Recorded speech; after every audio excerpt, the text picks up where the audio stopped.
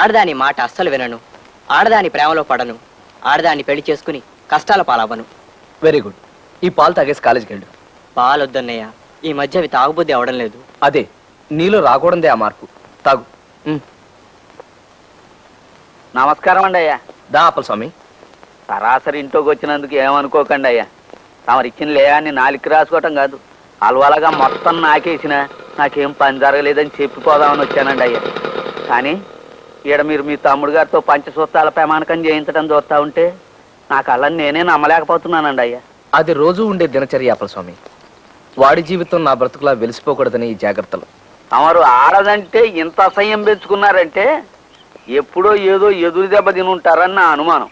తమరు ఏమనుకోకపోతే నాకు తమ గురించి పూర్తిగా తెలుసుకోవాలని ఉందండి అయ్యా. చెబుతాను అప్పల స్వామి.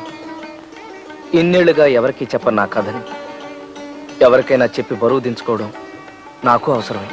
మా అమ్మ నాన్న నా 6వ ఏటనే నన్ను మా తమ్ముడిని దిక్కులేని వాళ్ళని చేసి వెళ్ళిపోయారు. అప్పటికే మా అక్కయ్యకి పెళ్ళై ఉండడం వల్ల మేమిద్దరం మా అక్కయ్య ఊరు చేరుకున్నాం. అక్కడే పెరిగి పెద్దవాళ్ళం అయ్యాం. చిన్నప్పటి నుంచి ఎందుకో అందరూ నన్ను పప్పు శుద్ధ అని పిలిచేవాళ్ళు అప్పల స్వామి. పాండవులను పంచ పాండవులని ఎందుకు అందురు? సీతారాముడు నువ్వు చెప్పరా. అది పాండవులు పంచగట్టుకుంటారు కదండి, అందుకనే మనం వాళ్ళని పంచ పాండవులు అంటామండి. ప్యాంట్ వేసుకున్నారు అనుకోండి, మనం ప్యాంట్ పాండవులు అంటామండి. పప్పు శుద్ధ అని. సీతారాముడు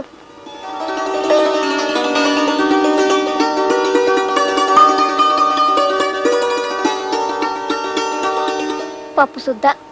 స్కూల్ చదివైపోగానే మా బావ నన్ను ఈ ఊరు తీసుకొచ్చి కాలేజీలో చేర్పించారు. ఓ చిన్న గది అద్దెకి తీసుకుని ఉండేవాడిని. నాలోని అతి మర్యాద, అమితమైన మన్నన నాతోనే పెరిగి పెద్దవయ్యాయి అప్పల స్వామి. ఇంకా అవలేదా? పాపం చాలాసేపటి నుంచి ఊడుస్తున్నారు.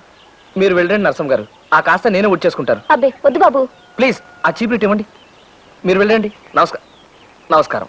నా అతి మంచితనాన్ని అసమర్థతగా జమకట్టి ఓ రోజున తన తండ్రిని తీసుకుని మా ఇంటికి వచ్చింది మా పని పిల్ల. ఈడు మా అయ్య. నమస్కారం అయ్యగారు.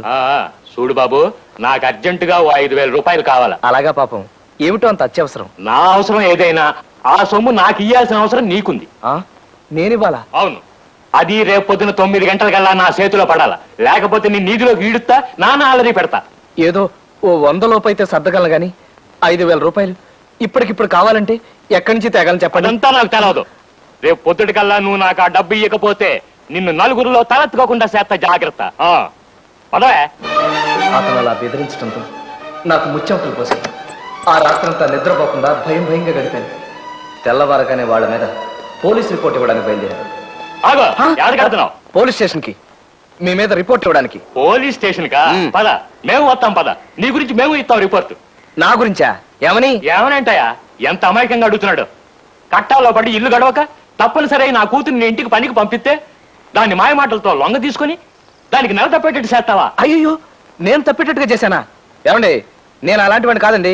సాధ్యమైనంత వరకు తోటి స్టూడెంట్స్ కి సహాయపడి వాళ్ళందరూ పాస్ అయ్యేటట్టు చేశారా కానీ ఎవరిని తప్పేటట్టు చేయలేదండి. నోరు మూయవయ్యా, నా కూతురు తల్లి కాబోతుంది. దానికి ఇప్పుడు 3వ నెల. అలాగా? ఈ విషయం నరసింహ నాతో చెప్పలేదే. ఏమండి, ఆ విషయం మాకు ఇప్పుడే తెలిసింది. నీకు ఆ కబురు చెప్దామనే వస్తున్నాం. ఎంతైనా ఆ బిడ్డకి తండ్రివి కదా. ఇదేమిటండి, నేను నరసింహ గారిని? చచ్చా, ఏమండి, ఇది అన్యాయం అండి.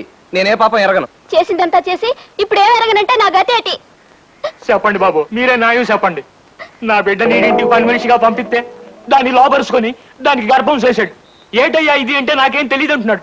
చెప్పండి బాబు, మీరే న్యాయం చెప్పండి. సార్, ఇది అబద్ధం, పచ్చబద్ధం. ఏమయ్యా, చదువుకునే కుర్రాళ్ళ ఉన్నావు, నువ్వు చేసే పనేనా ఇది? ఎంత అమాయకంగా కనబడుతున్నాడు చూడండి. సార్, నాకేం తెలియదు సార్. ఒట్టు, సరస్వతీదేవి మీద ఒట్టు. ఇప్పుడు నా బిడ్డ మెళ్ళ తాళి కట్టినంటే అది ఊరేసుకుంటుంది. నా బిడ్డను నాకు దక్కించండి బాబు, మీ కాళ్ళు కొట్టుకుంటాను. ఇట్లాంటి మాటలు మాట్లాడుకో. నేను ఎవరిని పెళ్లి చేసుకోను. ఓ పలుసు పిల్లలు సడగొట్టి పెళ్లి చేసుకోవాలంటే ఊరుకుంటారంటే అతనితో మాట్లాడండి. 4 తగిలిస్తే తెక్క కుది దారిలోకి వస్తాడు. ఏమయ్యా? ఆగండి. ఎక్స్క్యూజ్ మీ, తప్పుకోండి. చూడండి, మీ చుట్టూ ఈ జనం ఏమిటి? నేను ఇప్పుడే ఊరి నుంచి వచ్చాను. ఇంటికి వెళ్ళి తాళం వేస్తుంటే మిమ్మల్ని వెతుక్కుంటూ ఇలా వచ్చాను. నువ్వెవరు తల్లి? నేను ఆయన భార్యనే. ఏమయ్యా, ఇంత లక్షణమైన పెళ్ళాన్ని ఇంట్లో పెట్టుకుని నీకు ఇవేం కక్కుర్తి పనులయ్యా? ఏం చేశారైనా?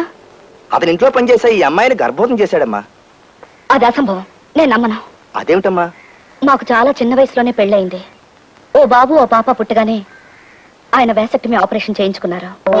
ఏం బాబు, నీ కూతురు గర్భవతి అవడానికి మావారు కారకులా? ఏ ఇలా ఆయన బెదిరించి డబ్బు గుంజుదావనా? Police police! అబ్బే పోలీసు వాళ్ళు ఎందుకు? పదవే, నువ్వు ఎవరిని చూసి ఎవరు అనుకున్నావు? మొదలు ఇష్టపదానా కొంపకు పది నీ పని చెప్తాను. పదా నడు. రండి.